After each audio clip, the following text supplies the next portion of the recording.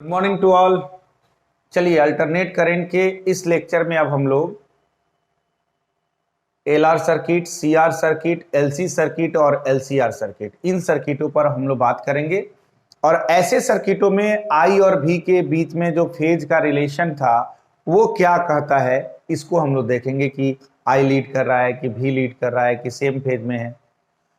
Before this lecture हम लोग L circuit, R circuit और सी सर्किट, ये तीन सर्किटों को हम लोगों ने सेपरेटली देखा और हमने पाया कि अगर आर सर्किट है तो भी आई सेम फेज में, अगर एल सर्किट है तो भी जो है वो 90 डिग्री से फेज में लीड कर रहा था, आई से भी लीड कर रहा था बाय 90 डिग्री। और सी सर्किट में हमने देखा कि जो भी है वो आई से लैगिंग पोजीशन में 90 डिग्री से लैग कर रहा है। तो ये हमेशा दिमाग में बैठा के रखिए कि आर सर्किट में दोनों सेम फेज में है, एल सर्किट में भी लीड कर रहा है कितने से, 90 डिग्री से, और सी सर्किट में भी जो है वो लैग कर रहा है कितने से, 90 डिग्री से। अगर ये तीनों चीजें आपकी कंप्लीट हैं तो आज के सर्किट में बहुत मजा आने वाला है, क्योंकि बड़े मजे में आप इसका फेजर डायग्राम ड्रॉ कर लीजिएगा, इजिली आइडेंटिफाई कर लीजिएगा कि ये लीड कर रहा है कि लैग कर रहा है कि क्या कर रहा है। तो चलो स्टार्ट करते हैं आज का लेक्चर। और सबसे पहला सर्किट हम लेते हैं एल आर सर्किट।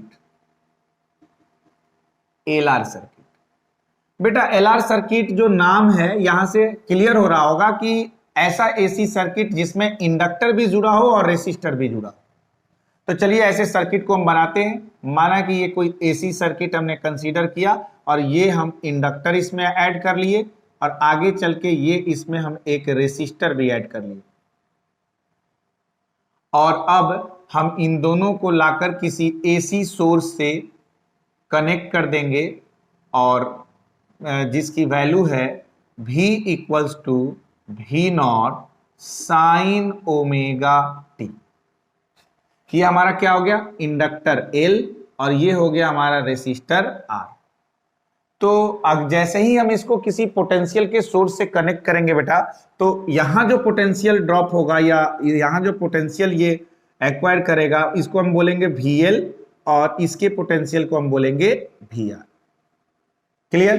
तो हमने सर्किट कंप्लीट कर दिया है और इसको सोर्स से कनेक्ट कर दिया है, और सोर्स है कितना, V equals to V naught sine omega T. अब वही पर्पस है, सबसे पहले हम I कैलकुलेट करें और I जब हम कैलकुलेट कर लेंगे देन आफ्टर उसका कंपैरिजन करेंगे V के साथ कि वो फेज में लीड कर रहा है, लैग कर रहा है या फिर सेम फेज में। क्लियर ना? तो सबसे पहले हमने क्या किया, एलआर सर्किट ड्रॉ किया और उसको किसी सोर्स से कनेक्ट कर दिया। ठीक है ना, समझ में आ रहा है? अब हम लोग इसमें दो तरह के फैक्टर ऐड हुए हैं, एक इंडक्टर है और एक रेसिस्टर है। हमें मालूम है कि रेसिस्टर अगर केवल जुड़ा होता, केवल रेसिस्टर ऐड हुआ रहता तो V और I दोनों सेम फेज में होता। तो पहले हम सेपरेटली दोनों फैक्टरों के लिए एक फेजर डायग्राम यहां ड्रॉ करते हैं। पहला हम केस लेते हैं, केस वन। केस वन में बेटा हम सबसे पहले किसके लिए बात करेंगे, फॉर आर सर्किट। अभी हम सिर्फ और सिर्फ आर सर्किट के लिए बात कर रहे हैं। और आपको मालूम है कि आर सर्किट में होता क्या है कि V एंड I दोनों के दोनों क्या होते हैं, सेम फेज में होते हैं। ये बात मालूम है। इस लेक्चर के स्टार्टिंग में ही हम इसको रिवाइज भी कराए कि V और I दोनों सेम फेज में हो। तो इसका फेजर डायग्राम कैसे ड्रॉ करें, सिंपल वाला डायग्राम ड्रॉ करो। तो ये हो गया हमारा V किसका, रेसिस्टर वाले का, और इसी पर कोइंसाइड कर जाएगा ये I किसका, रेसिस्टर वाले। पहला केस कंप्लीट हो गया।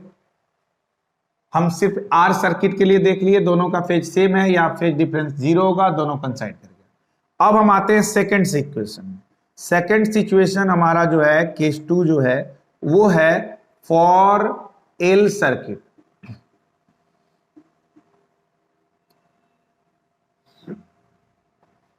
तो एल सर्किट के लिए अब हम लोग देखेंगे, तो हमें मालूम है एल सर्किट के लिए क्या होता है कि V लीड करता है 90 डिग्री से। V क्या करता है, 90 डिग्री से लीड करता है। तो अब इसके लिए हम फेजर डायग्राम अगर बनाएं तो आपको मालूम हो कि इसका फेजर डायग्राम कुछ ऐसा जाएगा, दिख रहा है, दिख रहा, दैट्स गुड। इसका फेजर डायग्राम कुछ इस तरीके से जाएगा, और बेटा ये हो गया आई, और वो भी किसके लिए, इंडक्टर के लिए, और ये हो गया भी किसके लिए, इंडक्टर के लिए। तो इंडक्टर वाले केस में जो पोटेंशियल है वो 90 डिग्री से बउआ जी लीड करने लगा। क्लियर ना? अरे समझ में आ रहा है कि नहीं आ रहा? दोनों केस अलग अलग हम सेपरेटली पढ़े हुए हैं। आर सर्किट में दोनों सेम फेज में होता है, एल सर्किट में क्या करने लगता है, भी जो है वो लीड करने लगता है। अब हम लोग क्या करें कि अगर दोनों सर्किटों को एक साथ देखें तो हम यहां लिख सकते हैं कि फ्रॉम केस 1 एंड 2, दोनों केस के लिए जरा हम बात कर लें, केस 1 और 2 दोनों के लिए हम बात करें। तो कंबाइंड रूप से अगर हम फेजर डायग्राम बनाना चाहें तो बेटा 1 मिनट, ये वाला जो है लाइन ये हमको भी आर को रिप्रेजेंट कर रहा है। आई अगर हम दोनों का इसी पर ले लें, आई एल भी और आई आर भी, और एक जो हमारा पोटेंशियल आया है किसके कारण, इंडक्टर के कारण, वो वाला 90 डिग्री से लीड करेगा। तो हमने दोनों ग्राफ को एक साथ कंबाइन करा तो कुछ इस तरीके का कॉन्सेप्ट आएगा कि नहीं आएगा, इस तरीके का कॉन्सेप्ट आएगा कि नहीं आएगा। कैसे बना, कैसे बना, फिर से बनाते। सबसे पहले अगर हम इन दोनों सर्किटों को देखें तो आई तो दोनों एक्स एक्सिस की ओर जा रहा है, तो अगर हम इनको ऐसे बनाएं, अगर इसको हम आई दिखाते हैं आई, तो यह आई एल भी इधर ही है और आई आर भी इधर ही है। अब आप पोटेंशियल को दिखाते हैं, तो आर सर्किट के लिए बेटा पोटेंशियल किधर है, एक्स की ओर, तो पोटेंशियल तो आई से थोड़ा बड़ा होगा, तो इसको हम दिखा दिए कि ये क्या है, वी आर। अब आते हैं हम एल सर्किट के लिए, पोटेंशियल किधर है, 90 डिग्री से लीड कर रहा है, तो इसको 90 डिग्री से लीड करा ऊपर की ओर। अब ये पोटेंशियल किसका दे रहा है, एल का। अब हमको क्या करना है कि दोनों सर्किटों के लिए ये बात देखनी है कि भी लीड कर रहा है कि आई लीड कर रहा है। तो आई तो हमें दिख रहा है, लेकिन भी यहां पर दो दो है और दोनों सेम डायरेक्शन में नहीं है। तो अभी हम इन दोनों भी के लिए देखेंगे कि सिर्फ इसके लिए देखें कि सिर्फ इसके लिए देखें, पहले तो ये कंफ्यूजन है। आई से अगर हम कंपैरिजन भी करें, तो अगर हम बीएल का कंपैरिजन करेंगे तो हम बोलेंगे 90 डिग्री से लीड कर रहा है। अगर हम बीआर का कंपैरिजन करें तो इस कंपैरिजन में हम पाएंगे कि दोनों सेम फेज में।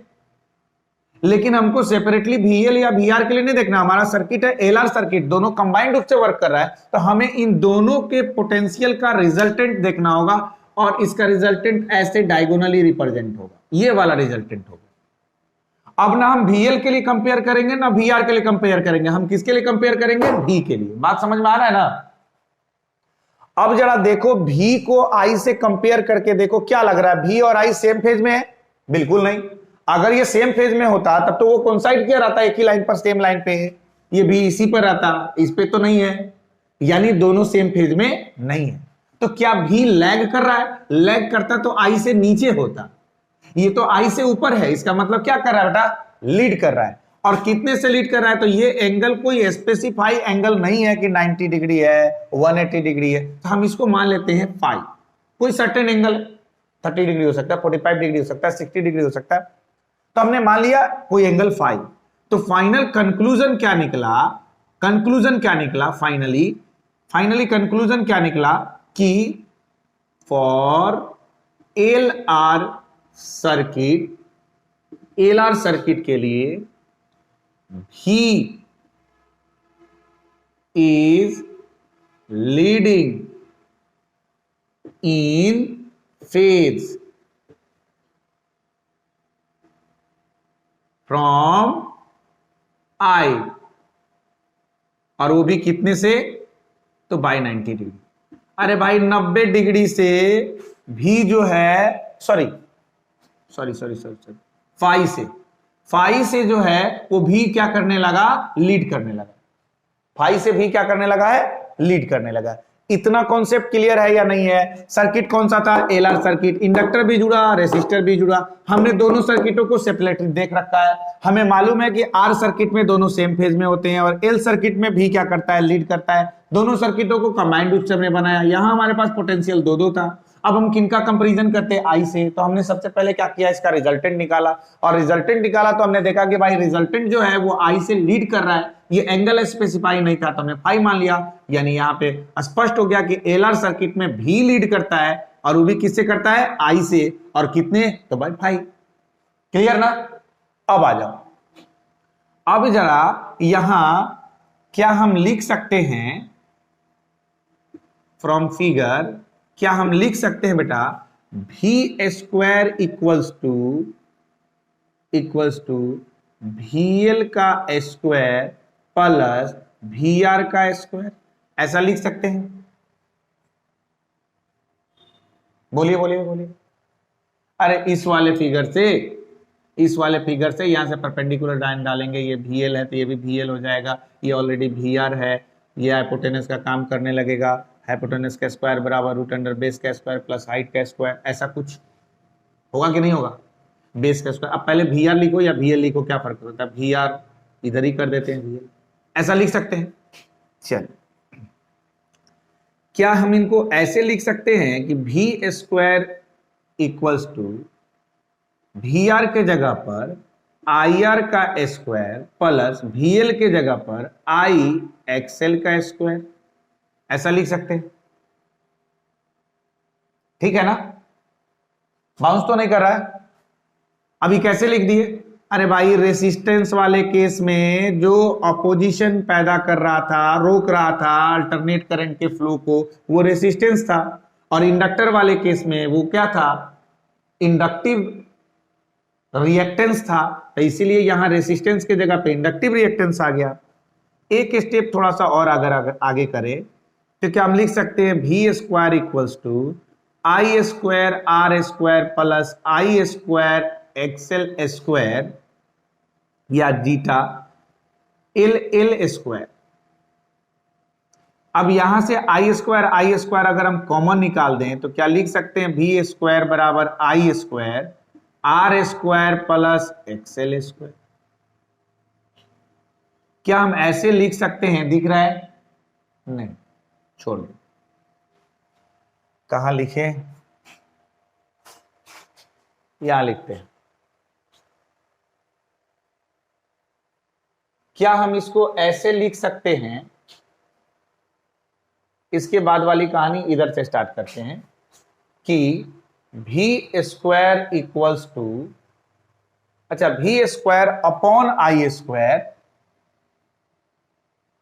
Equals to R square plus XL square. बोल भाई, बोलो बोलो बोलो बोलो। लिख सकते या नहीं लिख सकते? एक स्टेप और आगे इंक्रीज करते हैं इसको यार। और ये क्या होगा? V upon I to the power 2 equals to R square plus XL का स्क्वायर। ठीक है ना? अब हम जानते हैं V अपॉन I क्या होता है? V अपॉन I R होता है। मतलब यहां जो V अपॉन I है वो इफेक्टिव रेसिस्टेंस को दिखा रहा है। बेटा इफेक्टिव रेसिस्टेंस मैं जानबूझ के बोल रहा हूं, जैसा सर्किट होगा वैसा उसका नाम होगा। अगर आर सर्किट होता तो इसको हम रेसिस्टेंस बोलते, अगर एल सर्किट होता तो इसको हम इंडक्टिव रिएक्टेंस बोलते, एक्सएल बोलते। अगर ये सी सर्किट होता तो वो एक्सी कहलाता। लेकिन यहां ये क्या है? एलआर सर्किट है। तो आपको मालूम है कि जब दो फैक्टर एक साथ आए तो वो रिएक्टेंस नहीं कहलाता है, वो इंपेंडेंस कहलाता है। तो यहां ये क्या कहलाएगा? इंपेंडेंस कहलाएगा। और इंपेंडेंस का सिंबल क्या होता है? जेड। तो क्या हम लिख सकते हैं जेड का square equals to R square plus zeta L square, और देयरफॉर जेड इक्वल्स टू आ जाएगा under root R square plus X. Clear ना? और ये किसका फॉर्मूला है? ये है इंपेंडेंस का फॉर्मूला। तो कभी कभार ये पूछता है कि एलआर सर्किट के लिए इम्पीडेंस का फॉर्मूला क्या होगा, कभी ऑब्जेक्टिव क्वेश्चन में डाल सकता है, तो याद रखिएगा √r² plus XL²। Clear? r² plus XL²। आगे चल के अभी इसको एक्सेल को भी हम चाहें तो एल ओमेगा के टर्म में तोड़ के आगे बढ़ सकते हैं, लेकिन अभी इतना ही रहने देते हैं।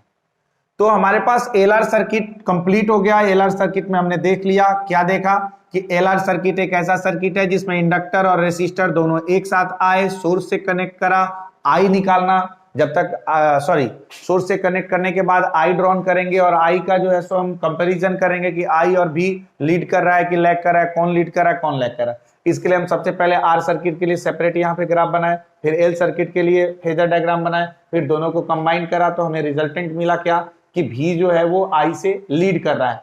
कितना से? तो एंगल स्पेसिफाई नहीं था, हमने फाई मान के चला, तो एक यहाँ पे कॉन्सेप्ट आ गया कि एलआर सर्किट के लिए भी लीडिंग फेज में होगा बाय फाई। अब उसके बाद हम क्या किए कि इस V की वैल्यू निकालने का प्रयास करें और V की मदद से हम इंपेडेंस को कैलकुलेट करें, किसके लिए? एलआर सर्किट के लिए। आई थिंक यहां तक क्लियर है, फास्ट नहीं हुआ, समझ में अच्छे से आ रहा है। अगर अच्छे से समझ में आ रहा है तो यहां तक नोट करके आइए, जल्दी से, फटाफट जल्दी से नोट करिए।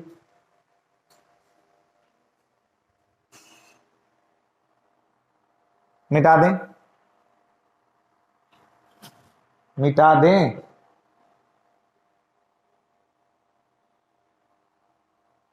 चलो, नेक्स्ट हमारे पास सर्किट आने वाला है CR सर्किट। अब CR सर्किट भी क्लियर ही होगा कि एक ऐसा AC सर्किट जिसमें कैपेसिटर और रेसिस्टर दोनों एक साथ कंबाइंड हो। फिर वहां भी वही काम करना है बेटा, सिर्फ एक बार केवल R के लिए ग्राफ देखना है, फेजर डायग्राम देखना है, एक बार केवल C के लिए देखना है और उसके बाद दोनों को कंबाइन करके देखना है। तो सर्किट का नाम हो जाएगा अब CR सर्किट। क्या नाम हो गया? CR circuit. अब इस CR सर्किट में जरा देखिए, CR सर्किट में देखिए, ये हमारा हो गया कैपेसिटर और ये हमारा हो गया बेटा रेसिस्टर। दोनों को हमने लाया और किसी अल्टरनेटिंग सोर्स ऑफ ईएमएफ से कनेक्ट कर दिया। ये हमारा हो गया C और ये आ गया R। यहां का पोटेंशियल हम ले लेंगे VC और यहां का पोटेंशियल ले लेंगे VR और इसको जिस सोर्स से कनेक्ट कर रखे हैं उसका वैल्यू है V = V0 sin ω t। Clear? Circuit clear है? CR सर्किट कैपेसिटर और रेसिस्टर से मिलकर बना हुआ सर्किट। यहां कैपेसिटर लगा दिया, यहां रेसिस्टर लगा दिया, AC सोर्स से कनेक्ट कर दिया, उसकी वैल्यू कितनी हो गई? V = V0 sin ω t। Potential यहां डिस्ट्रीब्यूशन कर दिया। अब आइए, हमें मालूम है कि सर्किट में C भी है और R भी है, तो पहला केस लेंगे अगर केस 1, तो केस 1 हम किसके लिए लेंगे? केस 1 हम किसके लिए लेंगे? For R circuit. You know very well कि R सर्किट के लिए क्या होने वाला है?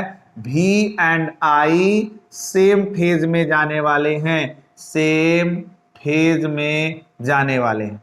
तो इसका फेजर डायग्राम अगर ड्रॉ करें बेटा तो बिल्कुल वैसा ही होगा। सबसे पहले हम VR बना देते हैं और उसके बाद इसी पर कोइंसाइड करा के IR तैयार कर दी। तो ये जो फेजर डायग्राम बना वो किसके लिए बना? सिर्फ और सिर्फ R सर्किट के लिए। अब अभी हमारे पास सर्किट में और कौन बचा? कैपेसिटर। तो सेकंड केस में हम उसके लिए बात करेंगे, केस 2। केस 2, एक मिनट रुक जाओ, क्या कर रहे हैं यार? ये हम लोग कर क्या रहे हैं? समझ भी रहे हो कि नहीं समझ रहे हो? अभी CR सर्किट मिला, इसके बाद LC सर्किट मिलेगा, उसके बाद LCR सर्किट मिलेगा। अब जरा सोचो, मतलब आगे का कॉन्सेप्ट, आगे का स्टेप तुम्हारा क्लियर होना चाहिए। अगर तुम्हें रास्ता मालूम है कि हमको कहां तक पहुंचना है तो फिर बीच में कोई अड़ल नहीं है, तुम आसानी से चले जाओगे। अब हमको पता ही नहीं है कि हम कर क्या रहे हैं, मतलब नेक्स्ट स्टेप हमको मालूम ही नहीं है।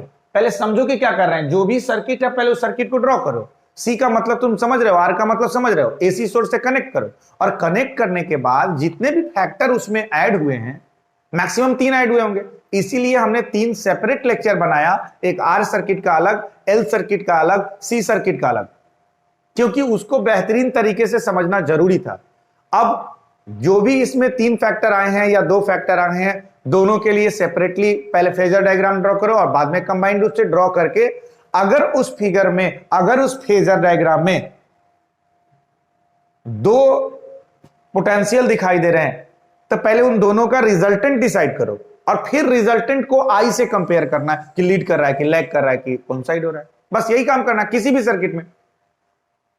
अब पिछली बार एलआर सर्किट के लिए देखे, अभी सीआर सर्किट के लिए देख रहे हैं। सीआर में हमारे पास 2 फैक्टर है, कैपेसिटर है और रेसिस्टर है। रेसिस्टर के लिए भी ड्रॉ कर लिया, अब चलो कैपेसिटर के लिए ड्रॉ कर लेते हैं और बाद में उनको कंबाइन करेंगे। तो पहले एक ट्रैक बनाना होगा कि हमें जाना क्या है, हमारा मकसद क्या है, हमारा पर्पस क्या है। पर्पस यह है कि जितनी भी तरह की एसी सर्किट हैं उनके आई और भी के बीच में हमको रिलेशन देखना है फेज का, कि भाई लीड कर रहा है कि लैग कर रहा है, और उनका फेजर डायग्राम ड्रॉ करना है। अब आई और भी के बीच का फेज देखने के लिए रिजल्टेंट भी का होना जरूरी है ना। अरे इसके पहले जो सर्किट आया था उसमें सिंगल फैक्टर था, अब की बार 2-2 3-3 आ रहा है, तो उनको कंबाइंड फॉर्म में पहले लाएंगे तभी तो कंपैरिजन करेंगे। तो अभी वही काम कर रहे हैं हम। अब हम सी सर्किट के लिए बात करेंगे। अब फॉर सी सर्किट, अब सी सर्किट के लिए तुम्हें अच्छी तरीके से मालूम है। क्या मालूम है सर?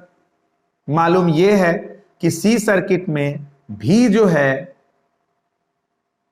वो लैगिंग केस में होता है, lagging in phase from I. भाई आई से भी लैग करने लगता है। अब इसका फेजर डायग्राम कैसा होगा? सपोज दैट कि ये हो गया हमारा आई, सपोज दैट ये हो गया हमारा आई, किसके कारण? कैपेसिटर के कारण। तो इसका भी जो होगा वो 90 डिग्री से लैग करने लगेगा। दिख रहा है? दिख रहा है? ये हमारा क्या हो गया? भी सी। ये हमारा क्या हो गया? भी और सी। इसका मतलब सी सर्किट में जो पोटेंशियल है वो लैगिंग कर रहा है किससे? करंट से। तो हमने वो दिखा दिया। और कितने से करता है? 90 डिग्री से। तो हमने 90 डिग्री भी दिखा रखा है, 90 डिग्री दिखा रखा है, ये 90 डिग्री से लैग कर। अब हम लोग दोनों को एक साथ कंबाइन करके देखेंगे कि अब क्या हो रहा है। तो फ्रॉम केस 1 एंड 2 देखो, तो अगर हम बात करें आई का, तो ये हमारा आई गया, ये हमारा आई गया सी का भी, और ये हमारा आई गया आर का भी। अरे आर सर्किट का भी तो आई इधर ही है, सी सर्किट का भी तो आई इधर ही है, तो आई रिप्रेजेंट कर दिया। अब इस पर हमको दोनों के भी को रिप्रेजेंट करना है। तो जरा देखो, रेसिस्टेंस के लिए भी इसी पर जा रहा है तो भी इसी पर जाएगा, लेकिन ये क्या होगा? थोड़ा सा उससे बड़ा होगा, और ये रिप्रेजेंट कर रहा है भी आर को। और अब VC को रिप्रेजेंट करेंगे तो वो हमारा ये नीचे चला जाएगा VC। अब कंपैरिजन करो, एक फेजर डायग्राम से हम दोनों सर्किटों को शो कर रहे हैं, और फाइनली हमारे पास इस आई से कंपेयर करने के लिए दो भी तैयार है। इनका रिजल्टेंट ये होगा। इस रिजल्टेंट भी को देखकर हमें यही लग रहा है कि आई से कंपैरिजन किससे करना भाई? कंपैरिजन आई से करना। आई से ये लीडिंग में है कि लैगिंग में है? तो भाई नीचे है तो लैगिंग में है, और एंगल कोई स्पेसिफिक एंगल है नहीं, तो हम मान लेते हैं कितना है? 5। तो फाइनली यहां से आउटपुट हमको क्या मिला कि for C R circuit, CR circuit के लिए भी जो है वो लैगिंग है इन फेज किससे? From I. समझ में आया कि नहीं आया? भी जो है वो लैगिंग करने लगा। अब इस भी का मान अगर हम लिखना चाहें तो क्या बेटा ऐसे लिख सकते हैं? भी square equals to V R का स्क्वायर प्लस वी सी का स्क्वायर, ऐसा लिख सकते हैं। या भी square equals to I R का square plus I X C का स्क्वायर, या V square equal to I square R square plus I square XC square, या V square equals to I square common कर दें तो R square plus XC का whole square. लिख सकते हैं नहीं लिख सकते, बोलो। ये पिछले वाला की तरह है, अभी एलआर सर्किट में जो हमने काम किया था वही काम तो अभी कर रहे हैं। ये वाला स्टेप क्लियर है। अब इसके बाद यहां लिखते हैं, अब इसके लिए भी इंपेडेंस निकाल लें। जो यहां पर इफेक्टिव रेसिस्टेंस का काम करेगा बुआ, वो तो अब आर के कारण भी और सी के कारण भी दोनों मिलकर करेगा। अब उसको हम रेसिस्टेंस तो बोल नहीं सकते और ना ही उसको रिएक्टेंस बोल सकते हैं। जब दो फैक्टर एक साथ अपोजिशन पैदा करने लगेगा तो हम उसको बोलते हैं इंपेडेंस। तो इसके लिए इंपेडेंस का फॉर्मूला, पिछले बार इंपेडेंस का फॉर्मूला क्या आया था? Z equals to under root R square plus XL square. और अब की बार क्या आ रहा है इसको देखना होगा, क्योंकि ऑब्जेक्टिव क्वेश्चन में कभी कभी इसको डालता है। ऑब्जेक्टिव में डाल देगा कि भाई कोई स्पेसिफिक मतलब कोई पार्टिकुलर सर्किट दे दिया, जैसे एलआर सर्किट दे दिया, सीआर सर्किट दे दिया या एलसी सर्किट दे दिया, बोला इसके इंपेडेंस का फॉर्मूला क्या होता है, 4 ऑप्शन डाल देगा। तो हमें मालूम होना चाहिए और कैसे वो कैलकुलेट होता है वो भी तुम्हारे सामने है। अब इसमें से हम आई स्क्वायर वाले टर्म को अगर इधर कर दें तो क्या हम इसको V square upon I square equals to R square plus XC square नहीं बोल सकते?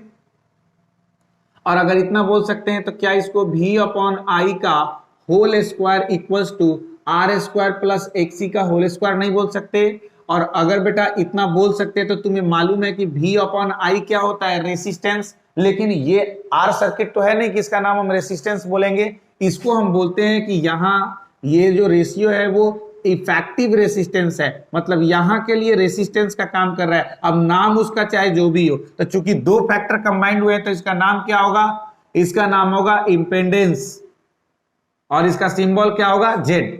तो देयरफॉर अब हम लिख सकते हैं Z स्क्वायर, चाहे और करो, और Z square equals to R square plus capacitive reactance का स्क्वायर लिख सकते हैं। एंड देयरफॉर हमारे पास इंपेडेंस का फॉर्मूला बेटा आ गया under root R square plus XC का होल स्क्वायर।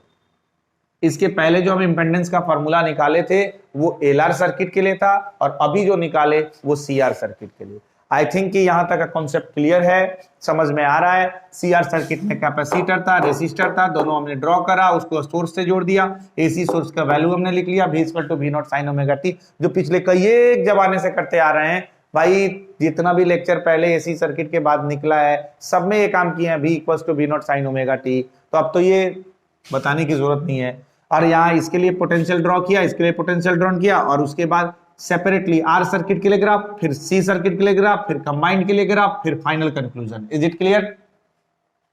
ऐसा ही कुछ एलसी सर्किट के लिए भी करना है। बेहतर होगा कि वीडियो को यहीं पर रोकिए और रोकने के बाद एलसी सर्किट आप खुद से ड्रॉ करने का प्रयास करिए एंड देन आफ्टर वीडियो को आगे कंटिन्यू करके देखिए कि आप सही ट्रैक पर गए कि नहीं गए।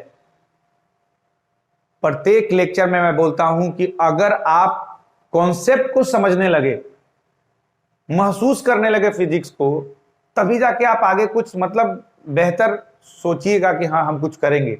अदरवाइज अब ये पता चला कि पूरा लेक्चर पढ़ लिया फिर नोट कर लिया, नोट्स बना लिया, कोई बेनिफिट नहीं है।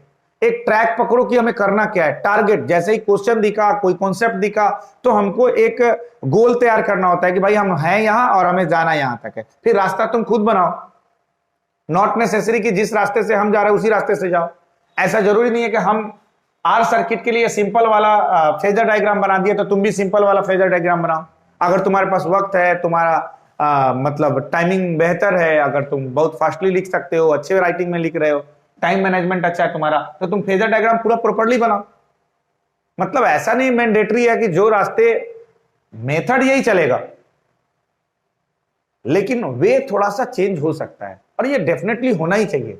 आप अपने ओन लैंग्वेज में जब खुद से समझ के क्वेश्चन करते हैं, कॉन्सेप्ट करते हैं, तो उसका मतलब एक अलग बात होता है। आपका कॉपी भी जो चेक करेगा उसको भी समझ में आता है एक बार में देखकर कि आपने रट के लिखा या फिर समझ के लिखा। इसलिए अब जैसे एलसी सर्किट की बात करनी है तो अब एलसी सर्किट में स्पष्ट दिख रहा है कि भाई एल भी है और सी भी है, आर गायब हो गया, मतलब इंडक्टर है और कैपेसिटर है। तो पहले इंडक्टर और कैपेसिटर से मिला हुआ एक सर्किट तैयार करो, एसी सोर्स से कनेक्ट करो, उसकी value V equals to V naught sine omega T. फिर हमारा L भी है और C भी है। तुम्हें अच्छी तरह से पहले से मालूम है कि L के लिए सेपरेट ग्राफ कैसा होता है और C के लिए सेपरेट ग्राफ कैसा होता है। तो पहले दो केस लेकर सेपरेट ग्राफ, फिर कंबाइंड ग्राफ, फिर हम सोचेंगे अच्छा यहाँ भी कितने हैं, 2 हैं, तो पहले इनका रिजल्टेंट निकालो और उस रिजल्टेंट भी को कंपैरिजन करना I के साथ कि लीड किया कि लैग किया कि क्या किया। Is it clear? तो पहले यहां तक नोट करके आए फटाफट। हो गया, मिटा दिया जाए इतनी जल्दी?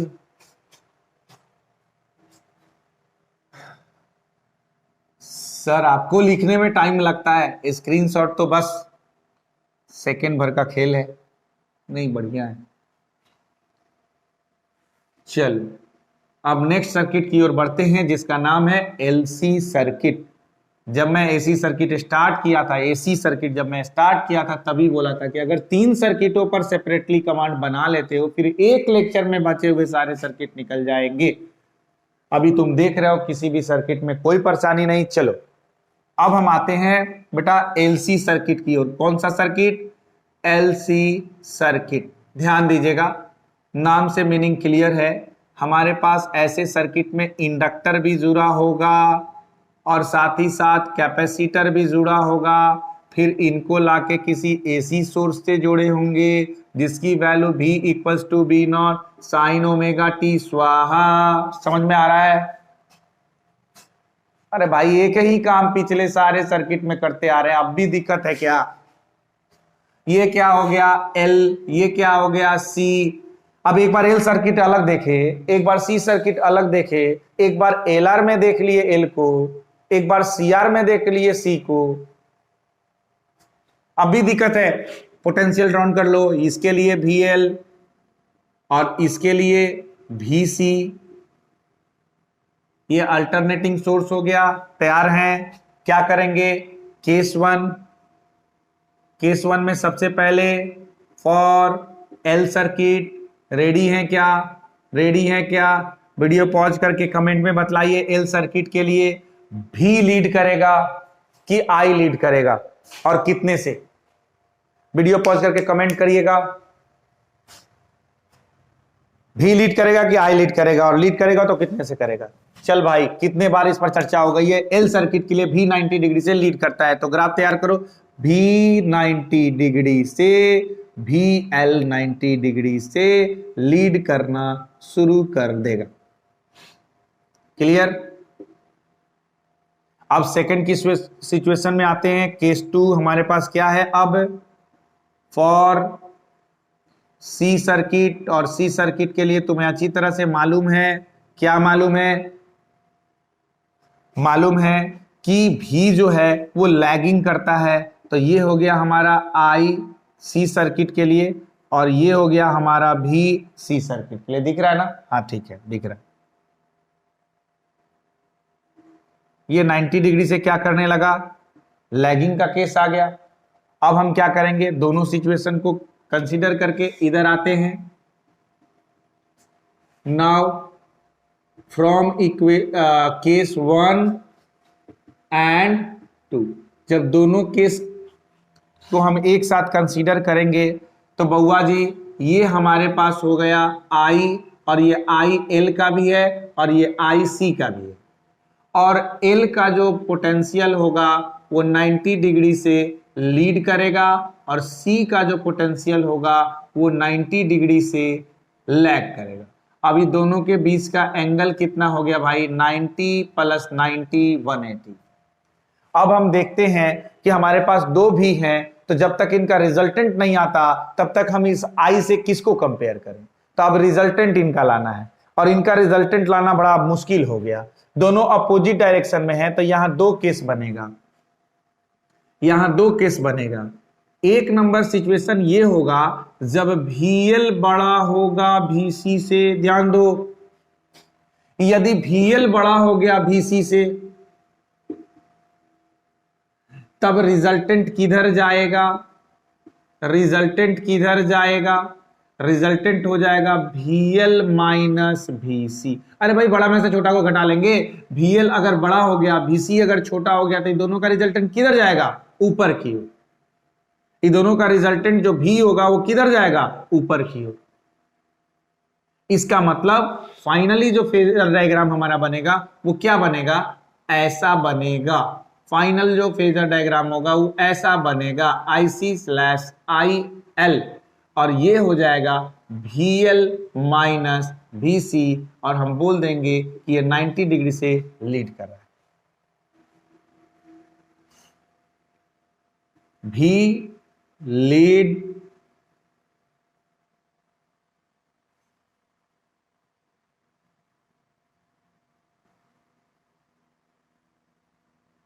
करेगा, और किससे करेगा, फ्रॉम I, और कितने से करेगा, 90 डिग्री से।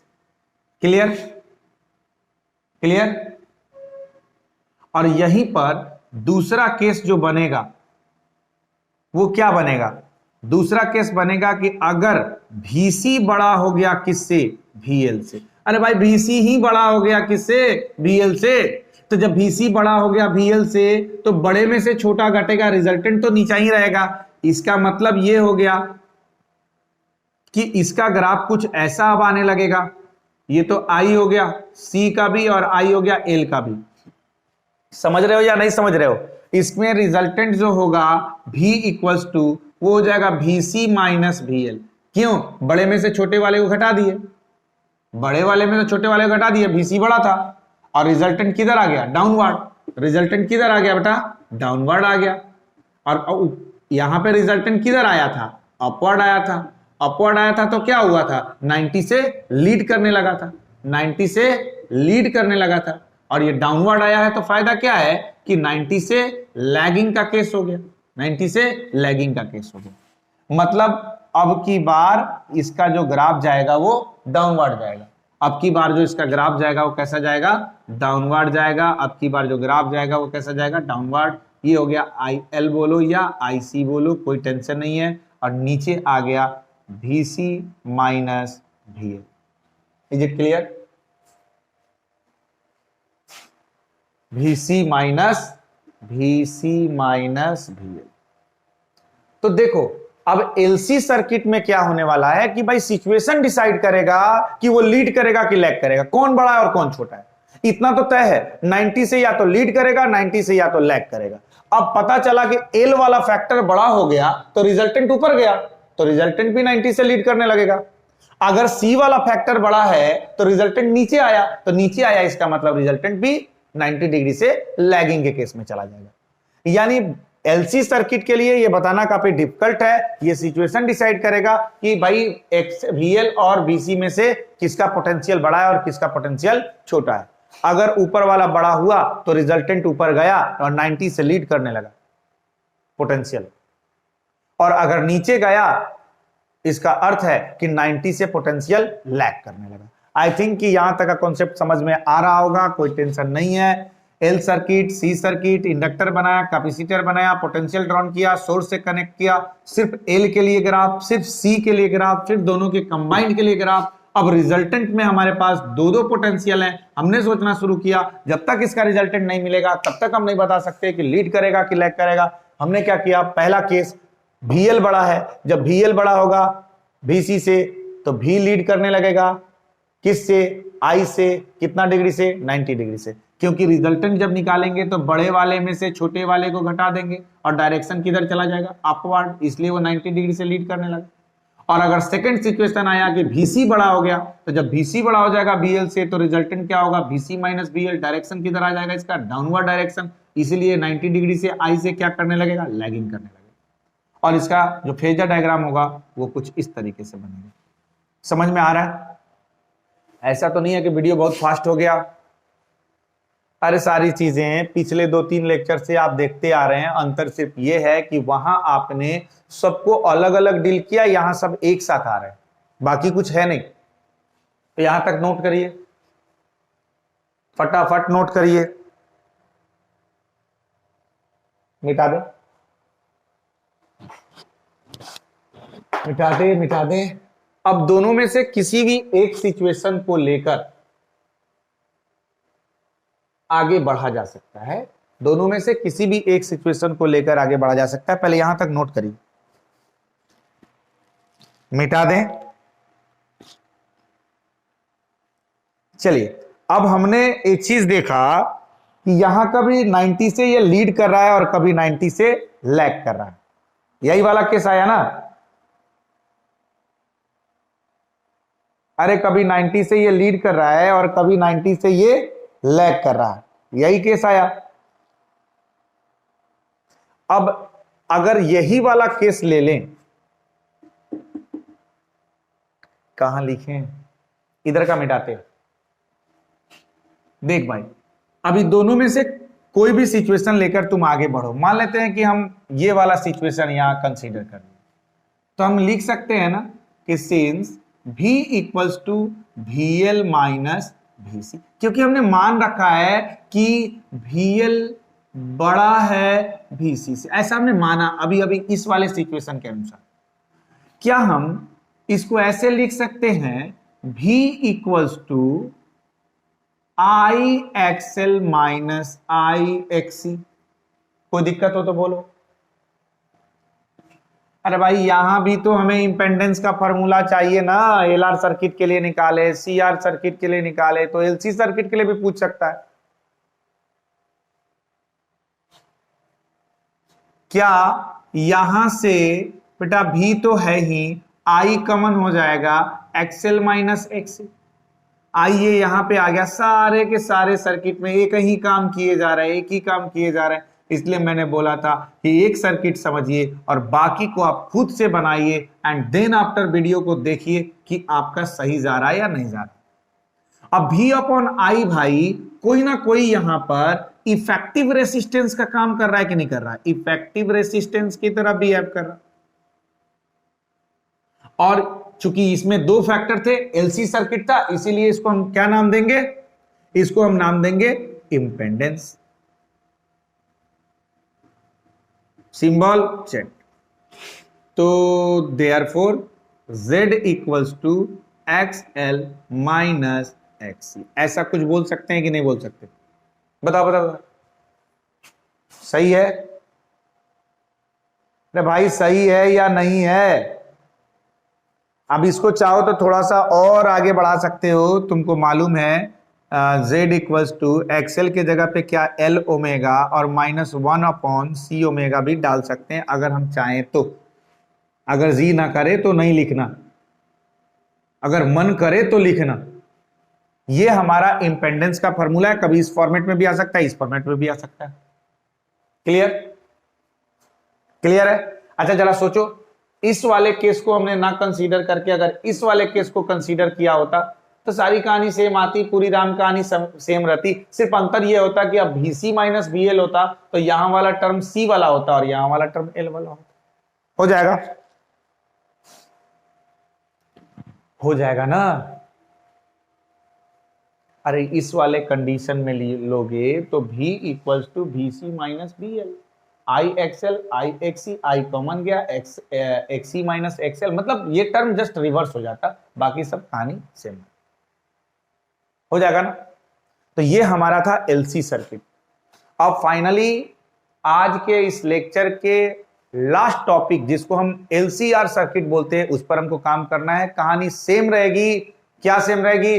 तो एक बार R के लिए, एक बार L के लिए, एक बार C के लिए एंड देन आफ्टर LCR के लिए देखेंगे। बस थोड़ा सा केस और सिचुएशन बढ़ने वाला। मिटा दे इसको, स्क्रीनशॉट ले चुके हैं। चलिए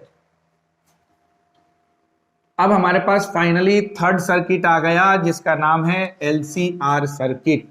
मंजिल के करीब पहुंच चुके हैं। AC सर्किट में हमने सातों सर्किट की चर्चा की थी और आज के इस लेक्चर में लास्ट सर्किट में हम लोग हैं जिसका नाम है LCR सर्किट। चलिए देखते हैं LCR सर्किट। LCR सर्किट, अरे नाम में पूरा का पूरा मीनिंग छुपा हुआ है, पूरा समुंदर छुपा है। L भी है, C भी है, R भी है। चलो सर्किट पहले कंप्लीट करो। ये हो गया हमारा L, ये हो गया हमारा C और ये हो गया हमारा R और फाइनली ये आके किसी source alternating source of EMF से कनेक्ट हो जाएगा। बोलो सही या गलत।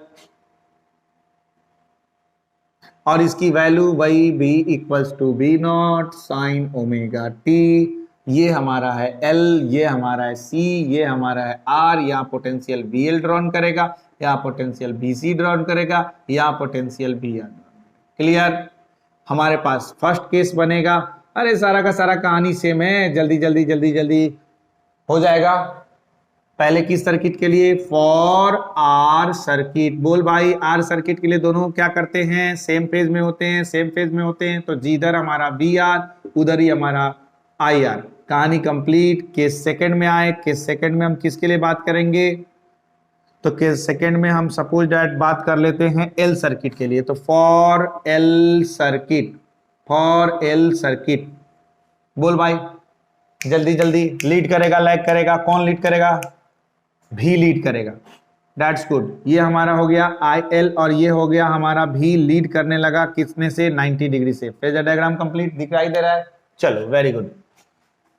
आप सोच रहे हो कि सर इतना फास्ट पढ़ा रहे। अरे भाई इसी चीज को तो पिछले 3 बार लिख चुका हूं। अब इसमें क्या दिक्कत है?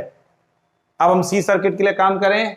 केस हमारा हो जाएगा भाई थर्ड, और केस थर्ड में हम बात करेंगे फॉर सी सर्किट। अब सी सर्किट में क्या होता है तुम्हें अच्छी तरह से मालूम है।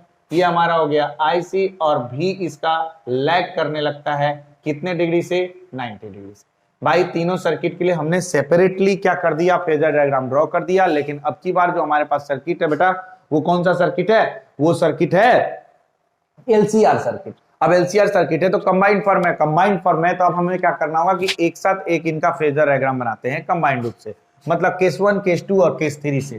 फ्रॉम केस 1 2 एंड 3 शुरू हो जाओ भाई, शुरू हो जाओ। सबके आई को हमने इधर दिखा दिया। सबके आई को इधर दिखा दिया। ये आईसी भी है, ये आईएल भी है, ये आईआर भी है। अब आओ भी। तो रेसिस्टेंस के लिए तो भी इधर ही जाएगा, भी आर। इंडक्टर के लिए भी ऊपर जाएगा, भी एल। और कैपेसिटर के लिए भी नीचे जाएगा, भी सी। क्लियर। अब हमारे पास अभी तक जो एल आर, सी आर और एल सी हमने देखा था उसमें दो पोटेंशियल थे, तो उनका हम रिजल्टेंट निकाल के एंड देन आफ्टर आई से कंपेयर करते थे कि फेज में वो लीड करेगा कि फेज में वो लैग करेगा कि क्या करेगा, है ना। लेकिन अब की बार हमारे पास 1 2 3 है। अब क्या करें? तो पहले इन दोनों का रिजल्टेंट संभालो। माना कि इन दोनों का रिजल्टेंट भाई ऊपर आ गया। VL और BC का अगर रिजल्टेंट निकालने चलो और ये बड़ा है तो रिजल्टेंट ऊपर आ गया।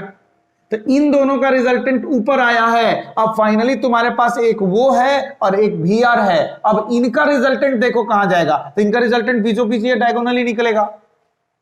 बोलो हाँ या ना, बोलो हाँ या ना। नहीं समझ पा रहे हो? चलो केस बना के दिखाते हैं। केस थर्ड तो हो ही गया है। हैशटैग मान देखो, अगर VL बड़ा हो गया VC से, इस परिस्थिति में क्या होने वाला है? ऊपर हमारे पास रिजल्टेंट मिलेगा, दिख रहा है ना? हाँ दिख रहा है। ऊपर हमारे पास रिजल्टेंट मिलेगा क्या? VL minus VC। और एक हमारे पास इधर में मिलेगा IR, IC, IL, सब इधर ही है। और एक मिलेगा हमारे पास VR। तो अभी भी हमारे पास कितने पोटेंशियल बच गए? 2, 1 और 1 2। तो फाइनली इन दोनों का रिजल्टेंट शायद यही डायगोनल देगा ना, ये हमारा V का मान देगा। अब अगर तुमसे कोई पूछेगा बोलो लीड कर रहा है लैग कर रहा है, कौन लीड कर रहा है? तो बेटा भी लीड कर रहा है। और किससे? I से। और कितने एंगल पे? नहीं मालूम, फाई से। समझ में आया या नहीं आया? अरे ये वाला केस समझ में आया भी कि नहीं आया? 1 2 3 1 2 3। अब इन तीनों का रिजल्टेंट जब निकाल लें तब तो डिसाइड करें कि वो लीड कर रहा है कि लैग कर रहा है कि क्या कर रहा है। तो पहले हमने दोनों का रिजल्टेंट निकाला, VL को बड़ा मान के तो ऊपर गया। और फिर इन दोनों का रिजल्टेंट डायगोनली गया तो फाई से लीड करने लगा। अब जस्ट इमेजिन सेकंड केस, अगर VC बड़ा होता, कौन बड़ा होता? VC, तो इन दोनों का रिजल्टेंट किधर आता? डाउनवर्ड, और डाउनवर्ड रिजल्टेंट आता मतलब ये वाला ग्राफ नीचे की तरफ होता, तो फिर रिजल्टेंट इनका तो लैगिंग में जाता, रिजल्टेंट इनका किधर जाता? लैगिंग में। अब इस सिचुएशन को भी बना के दिखाते हैं हम। कहां बनाए? यहां। जगह की बहुत किल्लत है, क्या करें, बोर्ड छोटा है।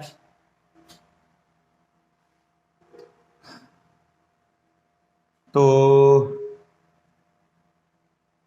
अगला केस जिसमें हम VC को बढ़ा लेते हैं VL से, और इस परिस्थिति में हम देखेंगे कि ये हमारा हो गया बेटा IR भी है, IC भी है, IL भी है, और इसी पर हमारा गया है VR। और चूंकि VC बड़ा हो गया तो अब इसका रिजल्टेंट नीचे भागेगा और ये हो जाएगा VC माइनस VL। क्लियर? अब हमारे पास अभी भी दो पोटेंशियल है। अब तुम बताओ ये दोनों पोटेंशियल के साथ हम क्या करने वाले हैं? रिजल्टेंट चाहिए। रिजल्टेंट डायगोनली ऐसे निकलेगा। अगर कोई तुमसे पूछेगा बता भाई V जो है वो क्या कर रहा है, लीड कर रहा है कि लैग कर रहा है, तो भाई I यहां है, V यहां है, तो फाइनली ये तो लैगिंग का केस है फाई से। बोलो, लैगिंग का केस है। तो यहां के केस में V क्या कर रहा है? लैगिंग में है फ्रॉम I। अरे V जो है, V is lagging in phase, V is lagging in phase. अरे V फेज में लैग करेगा किससे? फ्रॉम I से लैग करा। और यहां वाले केस में क्या हुआ था? यहां वाले केस में V जो है वो I से लीड किया था। तो बताओ V लीड कर रहा है किससे? From I in phase. Clear? सारे सिचुएशन समझते चलेंगे। LCR सर्किट में यह भी संभव है कि V हमारा लीड करने लगे, और यह भी संभव है कि V हमारा क्या करने लगे? लैगिंग करने लगे। यह सिचुएशन डिसाइड करता है कि VL बड़ा है कि VC बड़ा। अगर VL बड़ा हुआ तो रिजल्टेंट ऊपर गया, फिर इन दोनों का रिजल्टेंट फाई से लीड करने लगेगा। अगर VC बड़ा है तो इन दोनों का रिजल्टेंट डाउनवर्ड गया, फिर इन दोनों का रिजल्टेंट फाई से लैग करने लगेगा। तो एक पकड़ बनाओ पहले ग्राफ पर। फेजर डायग्राम पे एक तुम्हारा अपना कमांड होना चाहिए, फिर ये बताना कि लीड कर रहा है कि लैग कर रहा है, वो काफी आसान है। यहां तक क्लियर है? समझ में आ रहा है? इसके लिए इंपेंडेंस का फॉर्मूला निकाल लिया जाए। कोई भी एक सिचुएशन लेकर आप इंपेंडेंस का फॉर्मूला निकाल सकते हैं। लास्ट स्टेप में हम लोग देख लेंगे कि नेक्स्ट केस के लिए क्या होगा, क्या यहां पर निकाला जाए। तो चलिए, फॉर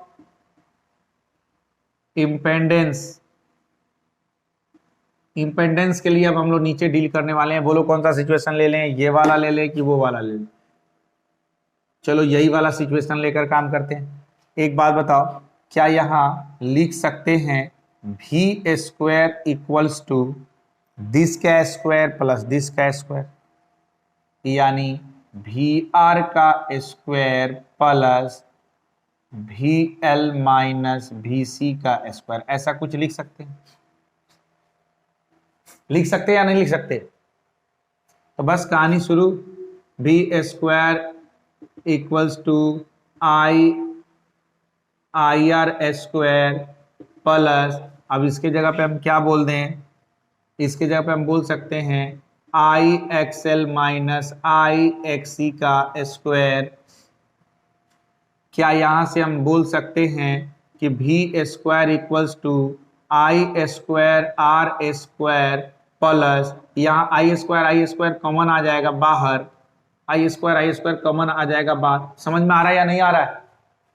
ऐसा तो नहीं कि बहुत फास्ट हो गया या बाउंस मार रहा है। अरे भाई यहाँ होल स्क्वायर है ना, तो ये I भी स्क्वायर में आएगा, ये भी I स्क्वायर में आएगा, तो हम I स्क्वायर कॉमन निकालिए बाहर, और इनको ब्रैकेट में रहने दिया XL माइनस XC का होल स्क्वायर। कोई दिक्कत?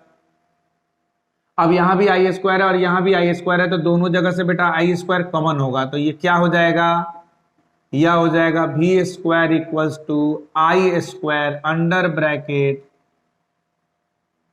Are square plus X L minus X C का होल स्क्वायर। यहां तक समझ में आ रहा है? अब तुम समझ ही गए होगे कि आगे होने क्या वाला है। ये आई स्क्वायर इधर आएगा तो ये बन जाएगा V square upon I square equals to R square plus X L minus X C का होल स्क्वायर। ऐसा कुछ एक स्टेप और आगे बढ़ेगा तो ये हो जाएगा v अपॉन आई का होल स्क्वायर बराबर R square plus X L minus X C का होल स्क्वायर। अब हम जानते हैं कि यहाँ v अपॉन आई, यहाँ v अपॉन आई किसका काम कर रहा है, दिख रहा है ना? ये काम करेगा बेटा इफेक्टिव रेसिस्टेंस का, जो कि सब में हम लिखते आ रहे हैं इफेक्टिव रेसिस्टेंस। और इसी को हम क्या बोल देंगे, इम्पेंडेंस, जो जिसको क्या बोल, इसकी सिंबल से रिप्रेजेंट करेंगे जेड से। कहां लिख दें इसको, यहां लिख दें। इसके बाद वाली कहानी यहां लाते हैं, तो क्या हम उसके जगह पे लिख सकते हैं Z square equals to Z square, इसको अलग रखते हैं, ये उस वाले से अलग है।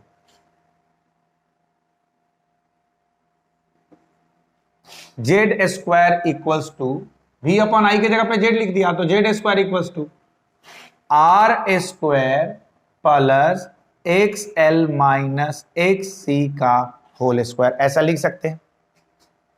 और जेड इक्वल्स टू क्या आ जाएगा, under root R square plus X L minus X C का होल स्क्वायर। ये एल और सी ठीक से लिखना ताकि कंफ्यूजन नहीं।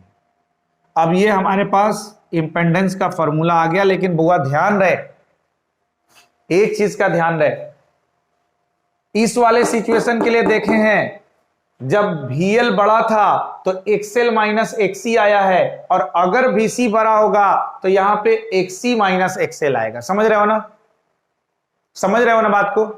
अरे इस वाले सिचुएशन में VL बड़ा था तो सारी कहानी यहां से VL माइनस VC से चलनी शुरू हुई थी, और अगर VC बड़ा होता, अगर इस वाले सिचुएशन के जगह पे ये वाला सिचुएशन लेते तो यहीं से VC माइनस VL वाली कहानी चलनी लगती, तो फाइनल स्टेप में हमारे पास क्या हो जाता, XC माइनस XL।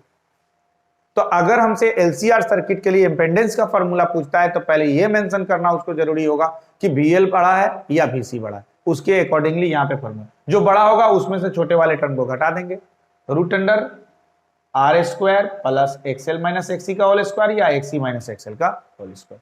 तो आई थिंक कि यहां तक का कॉन्सेप्ट समझ में आ रहा होगा। सातों के सातों सर्किटों पर हम लोगों ने चर्चा कर लिया, और सेपरेटली हमने 3 सर्किट को पहले देखा, जिसका नाम था एल सर्किट, सी सर्किट और आर सर्किट। और आज के क्लास में हम लोग बचे हुए जो 4 हमारे पास सर्किट थी, उन चारों सर्किटों पर हम लोगों ने बात करी। कौन कौन? तो एक एलआर सर्किट, एक सीआर सर्किट और एक एलसी सर्किट, और फाइनली ये एलसीआर सर्किट। तो एसी सर्किट हमारे पास कितने हैं? 7, और सातों सर्किट की कहानी आपके सामने है। ऑब्जेक्टिव क्वेश्चन अगर पूछता है इसमें से तो बेटा इंपेंडेंस या इंडक्टिव रिएक्टेंस या फिर कैपेसिटिव रिएक्टेंस, इन सभी चीजों पर क्वेश्चन पूछेगा। तो एक बार क्या करना है ना कि एक ग्राफ तैयार करना है एसी सर्किट, जो हमने फर्स्ट लेक्चर में टाइप्स ऑफ सर्किट वाले लेक्चर में पढ़ाया था, और सातों सर्किट को लिखिए। सातों सर्किट में से किस सर्किट में हमको रेसिस्टेंस का मान चाहिए, किस सर्किट में हमको इंडक्टिव रिएक्टेंस का मान चाहिए, किसमें कैपेसिटिव रिएक्टेंस का मान चाहिए और किसमें इंपेंडेंस का मान चाहिए। पहले सारे के सिंबल को लिखो, और सभी जब सिंबल लिख लेंगे तो फिर सबका फॉर्मूला स्पेसिफाई करो ऑल 7 सर्किट के लिए, सभी सर्किटों के लिए। जहां हमें इंडक्टिव रेसिस्टेंस चाहिए तो इंडक्टिव रिएक्टेंस के लिए फॉर्मूला लिखो, जहां हमें कैपेसिटिव रिएक्टेंस चाहिए वहां कैपेसिटिव रिएक्टेंस के लिए फॉर्मूला लिखो, और जहां हमें इंपेंडेंस चाहिए वहां इंपेंडेंस के लिए लिखो। तो जब भी एलआर, सीआर, एलसी, एलसीआर की बात होगी तो इंपेंडेंस चाहिए, और सब सिचुएशन पे निर्भर करता है बीएल बड़ा है कि बीसी बड़ा है। तो इस तरीके से हम ऑल 7 सर्किट को कमांड बना सकते हैं। यहां तक कंप्लीट हो गया तो नोट कर लीजिए और पहले नोट करिए, स्क्रीनशॉट ले लीजिए।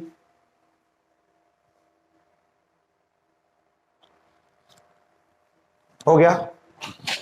तो आज के लेक्चर को हम लोग अब यहीं रहने देते हैं। इस लेक्चर में हम लोग